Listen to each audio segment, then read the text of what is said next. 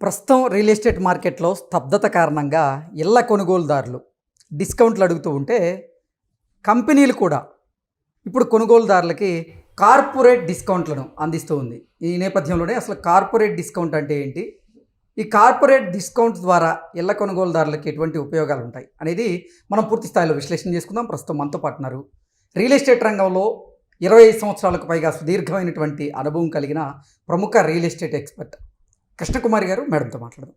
Madam నమస్తే. Madam నమస్తే. Madam, ప్రస్తుతం రియల్ ఎస్టేట్ రంగం కొంచెం స్తబ్దతగా ఉన్నటువంటి నేపథ్యంలో ఇళ్ల కొనుగోలుదారులు డిస్కౌంట్లు అడుగుతూ ఉన్నారు. అలాగే రియల్ ఎస్టేట్ సంస్థలు కూడా కొనుగోలుదారులకి కొన్ని డిస్కౌంట్లు ఇస్తూ ఉన్నాయి. అందులో భాగంగా కార్పొరేట్ డిస్కౌంట్లను ప్రకటించాయి కొన్ని కంపెనీలు. ఇంతకీ ఈ కార్పొరేట్ డిస్కౌంట్ అంటే ఏంటి, దీనివల్ల ఇళ్ల కొనుగోలుదారులకి ఎటువంటి ఉపయోగాలు ఉంటాయి? కార్పొరేట్ డిస్కౌంట్ అంటే ఏంటంటే, కార్పొరేట్ సంస్థల్లో పనిచేసే వాళ్ళని ఉద్యోగులు ఒక చోట ఉండటానికి ఇష్టపడతారు. అందుకోసం ఏం చేస్తారంటే, ఒక కంపెనీలో ఒక హెచ్ఆర్ని అప్రోచ్ అయ్యి ఆ హెచ్ఆర్ ద్వారా వీళ్ళు కొంతమంది ఫ్రెండ్స్ అట్లా ఉంటారు కదా, అలాంటి వాళ్ళలో కీ రోల్ పోషించే వాళ్ళు ఎవరు, కాస్త నలుగురిని కలుపుకుపోయేవాళ్ళు, నలుగురితో బాగా మాట్లాడేవాళ్ళు, అట్లాంటి వాళ్ళు ఎవరు ఏంటి అనేది కొంచెం ఫిగర్ అవుట్ చేస్తారు. చేసి వాళ్ళ ద్వారా సేల్ క్లోజ్ చేస్తారనమాట. అయితే ఒకప్పుడు మేము పనిచేసే రోజుల్లో ప్లాట్లు అమ్మేటప్పుడు బల్క్ బుకింగ్ అనేవాళ్ళం. ఈ కార్పొరేట్ బుకింగ్ అనేది లేదు అప్పుడు, ఆ మాట లేదు. అసలు ఇన్ని కార్పొరేట్ కంపెనీలు కూడా లేవు అప్పుడు, చాలా తక్కువ ఉండేవి. ఆ ఉండేవి కూడా ఏంటి, గోదావరికని, గోదావరికన్లో ఎంప్లాయీస్ ఉండేవాళ్ళు కదా, ఆ ఎంప్లాయీస్లో ఒకరిని మార్కెటింగ్ ఏజెంట్గా పెట్టుకొని అక్కడికి వెళ్ళి గోదావరికని వెళ్ళి బుక్ చేస్తూ ఉండేవాళ్ళు. అలాగే ఇంకో చోటకి వెళ్ళి ఇంకో చోట అట్లా బుక్ చేసుకుంటూ వచ్చేవాళ్ళు. ఇలా వర్కౌట్ అయ్యేది బాగానే. తర్వాత ప్లాట్లు ఊరికి చివర ప్లాట్లు. అప్పట్లో రామోజీ ఫిల్మ్ సిటీ ఇప్పుడు చాలా దగ్గరని ఫీల్ అవుతున్నాం, కానీ ఒకప్పుడు రామోజీ ఫిల్మ్ సిటీ అంటే ఊరు వెళ్ళి వచ్చినట్టు ఉండేది. ఆ రామోజీ ఫిల్మ్ సిటీ ఇంకా అవతల ప్లాట్లు ఉండేవి. ఆ ప్లాట్లకి ఆ తర్వాత అంతంత దూరాలు వేస్తే ప్లాట్లు కొనడం, అసలు ఇన్స్టాల్మెంట్స్ ఇవన్నీ కూడా తగ్గిపోయినాయి. ఇప్పుడు ఏంటి అంటే హెచ్ఎండిఏ లేఅవుట్లు వచ్చేసినాయి. హెచ్ఎండిఏ లేఅవుట్లో కూడా బ్యాంక్ లోన్స్ ఇస్తాయి కాబట్టి బ్యాంక్ లోన్ ప్రకారం ప్లాట్లు బుక్ చేయటము, అంటే ఇప్పుడు ఇదొక రకం మార్కెటింగ్ అనమాట. ఇది అయిపోయిన తర్వాత ఇప్పుడు అపార్ట్మెంట్స్, హైరైజ్ అపార్ట్మెంట్స్, ఇప్పుడు ప్రస్తుతమైన మార్కెట్ ఏంటి అంటే హైరైజ్ అపార్ట్మెంట్స్. ఈ హైరైజ్ అపార్ట్మెంట్స్ చాలా రెడీ టు మూవ్కి కస్టమర్కి తాళాలు ఇవ్వడానికి రెడీగా ఉంది. అంటే ఆక్యుపేషన్కి రెడీగా ఉన్న ఫ్లాట్లు చాలా ఖాళీగా ఉన్నాయి. ఎందుకు ఖాళీగా ఉన్నాయి అంటే, అదేదో రియల్ ఎస్టేట్ పడిపోవటం వలనో లేకపోతే స్తబ్దతను ఇంకోటి చాలా అనుకుంటున్నారు. కానీ మనకి అప్పుడప్పుడు మార్కెట్లో న్యాచురల్ కరెక్షన్ వస్తూ ఉంటుంది. ఈ ఎలక్షన్స్ ముందు, ఎలక్షన్స్ తర్వాత, అంటే ఇప్పుడు కొత్త గవర్నమెంట్ వచ్చి వీళ్ళు పాలసీస్ డిసైడ్ చేసిన తర్వాత, అలాగే అమెరికాలో కూడా అమెరికా మార్పులకి అక్కడ వర్షం పడితే ఇక్కడ గొడుగులు వేసుకున్నట్టు అయిపోతుంది రియల్ ఎస్టేట్కి. ఎందుకంటే ఫారిన్ ఫండ్స్ రావాలి కదా, అక్కడి నుంచి ఇక్కడికి ఫండ్స్ రావాలి. ఈ మధ్యకాలంలో వీసా నిబంధనలు మార్చటము, అక్కడ ఉన్న వాళ్ళందరినీ వాళ్ళకి ఉద్యోగాలు కల్పన కూడా చాలా తక్కువైపోయి మనీ ట్రాన్స్ఫర్ విషయంలో ఎక్కువ సుంకాలు విధించటము, ఇట్లా రకరకాల విషయాల మీద లండన్లో కావచ్చు, ఇంకా యూరోప్ కావచ్చు, అమెరికా కావచ్చు, 2 చోట్ల కూడా ఒక రకంగా ఆర్థిక మాంద్యం పరిస్థితులు నెలకొని ఉన్నాయి. ఇప్పుడు వాళ్ళకి వచ్చే జీతాల్లో మిగుల్చుకున్న డబ్బులు ఇక్కడ పంపుతారు. అక్కడ బాగా ఖర్చులు పెరిగిపోవటం వల్ల వాళ్ళకి డబ్బులు ఎక్కువ మిగలట్లా. పోనీ ఆ మిగిలిన డబ్బులు ఇక్కడికి పంపిద్దాము అంటే కూడా ఏం జరుగుతుంది అంటే, ఇక్కడికి వచ్చేటప్పుడు ట్యాక్స్ ఎక్కువ వేస్తాము అని చెప్పి, అసలు ట్రంప్ వచ్చిన దగ్గర నుంచినే, ట్రంప్ రాబోయే ముందేమో ఎలక్షన్లు వచ్చిన తర్వాత, ఎలక్షన్లు అయిన తర్వాత మార్కెట్ బాగుంటుంది అనే ఉద్దేశంలో ఉన్నారు. వచ్చిన దగ్గర నుంచి అతను ఒక రకంగా హనుమంతుడి తోకని పెట్టినట్టే ఉన్నాడు. ఏ ఒక్క మాట సరైన మాట లేదు, అన్నీ వంకర టింకర మాటలు మాట్లాడతా అతని వల్ల కూడా బిజినెస్ బాగా డిస్టర్బ్ అయింది. వరల్డ్ వైడ్గా బిజినెస్ డిస్టర్బ్ అయింది ట్రంప్ వల్ల. ఈ దిగుమతి సుంకాలని ఎగుమతి సుంకాలని నానా చెత్త మాట్లాడి ఇవన్నీ చేసేసరికి ఆ ఎఫెక్ట్ కూడా హైదరాబాద్ మీద కూడా పడింది. అన్ని చోట్ల పడుతుంది. అయితే ఇప్పుడే కోలుకుంటుంది. సరే, కోలుకుంటున్నప్పుడు బిజినెస్ మ్యాన్కి కావాల్సింది ఏంటి? ఇప్పుడు నేను కొత్త ప్రాజెక్ట్కి వెళ్ళాలి అనుకున్నప్పుడు పాత స్టాక్ అమ్ముకోవాలి కదా. పాత స్టాక్ ఖాళీ అయితేనే ఆ డబ్బులు వస్తేనే కొత్త ప్రాజెక్ట్కి వెళ్ళగలుగుతారు. అందుకోసం ఏం చేస్తున్నారంటే వాళ్ళు ఒత్తిడితో అమ్ముతున్నారు. అమ్మేవాళ్ళు కూడా కొంతమంది ఉన్నారు, కానీ ఏంటంటే నెక్స్ట్ ప్రాజెక్ట్కి వెళ్ళాలి కాబట్టి ఇవి కంప్లీట్ చేసేసుకుందాం అని చెప్పి వీళ్ళు, ఇందాక నేను చెప్పాను కదా, హెచ్ఆర్లనో లేకపోతే ఎవరినో ఒకరిని కంపెనీలను పట్టుకొని, ఇప్పుడు సాఫ్ట్వేర్ కంపెనీలు ఉన్నాయి.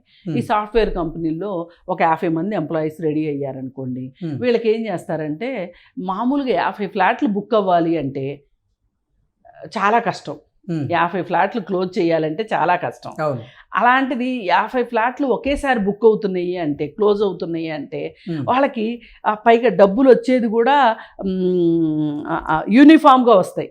ఓకే, ఇప్పుడు ఫస్ట్ కట్టే డబ్బులు ఒకళ్ళు ఎక్కువ ఒకళ్ళు తక్కువ కట్టినా కానీ లోను వచ్చినప్పుడు ఒకేసారి వచ్చేస్తాయి వాళ్ళకి డబ్బులు.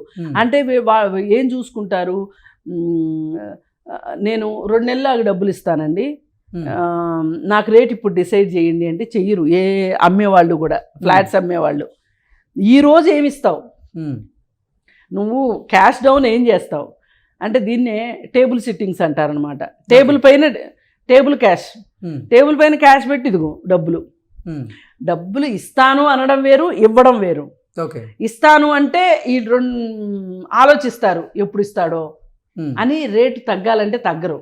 కానీ ఇన్ని డబ్బులు నేను ఇప్పుడు ఇస్తున్నా, 20% ఇచ్చేస్తున్నా, నాకు 10 రోజుల్లో లోన్ శాంక్షన్ అయి ఉంది, ప్రీ అప్రూవ్డ్ లోన్ ఉంది, నాకు 10 రోజుల్లో నీకు డబ్బులు వచ్చేస్తాయి అంటే వీళ్ళు స్క్వేర్ ఫీట్కి 50 రూపాయలు తగ్గించేస్తారు, అమాంతం తగ్గించేస్తారు. అది కాకుండా ఇప్పుడు ఫ్లోర్ వైజ్గా కూడా కాస్ట్ ఎక్కువ ఉంటుంది అనమాట, హై రైజ్ వాటికి, అవి తగ్గించటాలు. లేదు అనుకుంటే మీకు క్లబ్ హౌస్ ఛార్జెస్ లేకుండా చేయటాలు, ఏదో ఒక రాయితీ ఇస్తారు. అదే ఓసీ వచ్చిన ప్రాజెక్ట్ అనుకోండి, అప్పుడు జిఎస్టీ ఉండదు. ఓసీ వస్తే చాలా డబ్బులు సేవ్ అవుతాయి జిఎస్టీ వస్తే.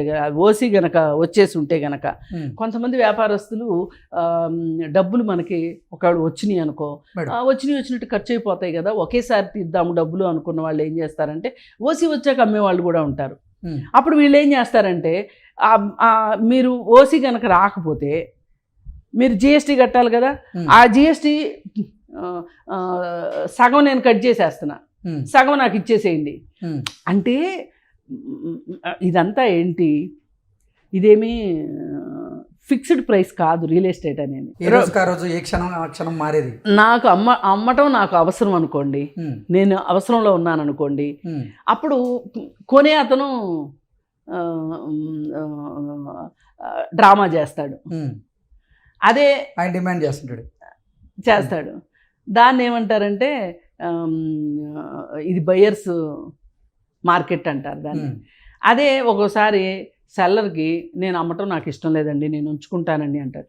ఈ బయర్ వచ్చి అంటాడు ఏమైనా సరే కొనాలి, ఈ సంవత్సరం కూడా నేను కొనకపోతే ఇంకెప్పుడు కొంటాను, లేట్ అయిపోతుంది, మళ్ళీ ఇన్స్టాల్మెంట్లు నేను మళ్ళీ అంటే ఇది అన్నీ నచ్చింది, ఫ్లాట్ ఫేసింగ్ నచ్చింది, ఫ్లోర్ ప్లాన్ నచ్చింది, ఇవన్నీ ఆలోచించినప్పుడు బయర్ అడుగుతాడు.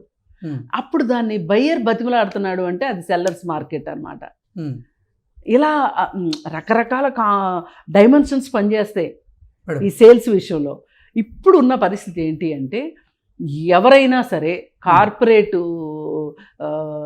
ఒక్కొక్క కార్పొరేట్ కంపెనీలో ఎవరైనా బల్క్గా వచ్చి బుక్ చేసుకుంటే మా దగ్గర ఫ్లాట్లు అవైలబుల్గా ఉన్నాయి అని ఇప్పుడు మార్కెట్లో ట్రెండ్ నడుస్తూ ఉంది. అదే ఎందుకంటే ఇప్పుడు ఈ డబ్బు వస్తే వీళ్ళు ఇంకో కొత్త ప్రాజెక్ట్కి వెళ్తారు. అంటే హై రైజ్ అపార్ట్మెంట్స్లో రెడీ టు ఆక్యుపేషన్ ఫ్లాట్స్ చాలా ఖాళీగా ఉన్నాయి, ఖాళీగా ఉన్నాయి. అమ్మాలి ఇప్పుడు వాటిని వాళ్ళు అమ్మేసుకోవాలి, కొత్త ప్రాజెక్ట్కి వెళ్ళాలి అంటే. అయినా ఎంత అయినా సరే అండి, ల్యాండ్ కాస్ట్ ఇంతనే ఉంటుంది పర్ స్క్వేర్ ఫీట్, ఇంత కాస్ట్ పడుతుంది స్క్వేర్ ఫీట్ కాస్ట్. దానికి కన్స్ట్రక్షన్ కాస్ట్ యాడ్ చేస్తారు.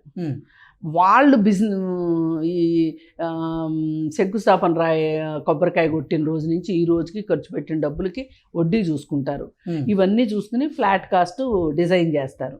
ఈ మధ్య కాలంలో ఏం చేశారు అంటే వాళ్ళు పెంచారని వీళ్ళు పెంచారని వాళ్ళు ఆశకి అంతు లేకోకుండా ఒకళ్ళని చూసి ఒకళ్ళు పోటీ మీద రేట్లు పెంచేశారు. ఈ రేట్లు పెంచేసేసేసరికి ఈ వరల్డ్ వైడ్గా వచ్చిన మార్పుల వల్ల, మన దగ్గర వచ్చిన మార్పుల వల్ల అసలు బయ్యర్స్ కొనడమే మానేశారు. అప్పుడు వీళ్ళు కాస్త దిగారు. ఇప్పుడు ఓకే, దిగి రేటు కాస్త తగ్గిస్తున్నాము అనే ఒక సంకేతాన్ని ఇస్తే అది కార్పొరేట్ సేల్స్ అవనివ్వండి, ఏదో ఒక సేల్స్ అవనివ్వండి, అల్టిమేట్గా ఇక్కడ ఉపయోగపడుతుంది ఎవరికి? నలుగురు వెళితే, కలిసికట్టుగా వెళితే వాళ్ళకు ఉపయోగపడుతుంది. వీళ్ళకి ఎలా ఉపయోగపడుతుంది? ఆ విడివిడిగా వచ్చే డబ్బుల కన్నా ఒకేసారి డబ్బులు వస్తాయి కదా అని చెప్పి వీళ్ళు తగ్గిస్తున్నారు. ఇద్దరికి ఉభయ కుశలోపరి అంటారు చూసారా, ఇద్దరికీ లాభం జరుగుతుంది ఇక్కడ. ఈరోజు ఎవరైనా సరే ఫ్లాట్ కొనుక్కోవాలి హై రేంజ్లో అనుకుంటే, డిసైడ్ అయితే గనక ఇప్పుడు హై రేంజ్లో ఫ్లాట్స్ కొనుక్కోవచ్చు. పైగా కొల్లూరు ఎగ్జిట్ దిగ్గానే కొన్ని హై రేంజ్ అపార్ట్మెంట్స్ ఉన్నాయి. అలాగే అది ఫైనాన్షియల్ డిస్ట్రిక్ట్కి చాలా దగ్గర. ఇప్పుడు ఆఫీసులన్నీ ఫైనాన్షియల్ డిస్ట్రిక్ట్లోనే ఉన్నాయి కదా. ఇంకా కొన్ని ఇప్పుడు కోకాపేటలో కడుతున్నారు. కోకాపేట ఇప్పుడు ఔటర్ రింగ్ రోడ్ దిగ్గానే కోకాపేట. ఇప్పుడు ఔటర్ రింగ్ రోడ్ ఎక్కారనుకోండి, ఏ హైవేకి వెళ్ళాలన్నా దగ్గర. ఇప్పుడు బెంగళూరు వెళ్ళాలనుకున్నారనుకోండి, కర్నూలు వెళ్ళాలనుకున్నారనుకోండి, బెంగళూరు హైవేలోకి దిగుతారు, వెళ్ళిపోతారు, ఈజీగా ఉంటుంది. అదే విజయవాడ వెళ్ళాలనుకున్నారనుకోండి, వెళ్తారు. ఇప్పుడు మనకు ఔటర్ రింగ్ రోడ్డు రావటం వల్ల బెనిఫిట్ ఏమైపోయిందంటే, ప్రయాణికుల సౌకర్యార్థం ఎక్కడ ఫ్లాట్ తీసుకున్నా కానీ ఒక అరగంటలో మనం గమ్యస్థానానికి చేరతాము వితౌట్ ట్రాఫిక్ జామ్ లేకోకుండా అనేది వచ్చేసింది. పైగా ఈ కొల్లూరు, ఈ ఏరియా, ఈ నానకరామ్గూడ, కాజాగూడ, కొల్లూరు, ఈ బెల్ట్ ఏదైతే ఉందో ఇదంతా ఒక 10 కిలోమీటర్ల రేడియస్ అనుకోండి. ఈ 10 కిలోమీటర్ల రేడియస్లో ఆఫీసులు ఇక్కడే ఉన్నాయి, హాస్పిటల్స్ ఇక్కడే ఉన్నాయి, స్కూల్స్ ఇక్కడే ఉన్నాయి, ఇంజనీరింగ్ కాలేజీలు ఇక్కడే ఉన్నాయి, ఎంటర్టైన్మెంటు ఇక్కడే ఉంది. దీంతో ఈ ఏరియాలో ఎక్కువ హైరేజు వచ్చినాయి, ఎక్కువ కొనుగోళ్ళు అమ్మకాలు కూడా జరుగుతున్నాయి. ఏదైనా ఇవాళ సాఫ్ట్వేర్ దానిలో పనిచేసే వాళ్ళందరికీ ఆ ఏరియానే ఇప్పుడు మంచిది అనే ఒక ఫీలింగ్ వచ్చింది. ఓకే, పైగా కాస్త కంచూపు మేరలో పొలాలు కనిపిస్తూ ఉంటాయి, కాస్త గ్రీనరీ కనిపిస్తూ ఉంటుంది. ఇది పైగా కొంచెం 111 జీవో కూడా దగ్గరలో ఉన్నట్టుంటుంది. అప్పుడు వాతావరణం కూడా కాలుష్యం తక్కువగా ఉంటుంది. మెయిన్ అది చూసుకుంటున్నారు. ట్రాఫిక్ ఉండదు, కాలుష్యం లేకుండా ఉంటుంది, అందుకని రేట్ ఎక్కువ పెడుతున్నారు. Okay okay madam, thank you so much. Thank you.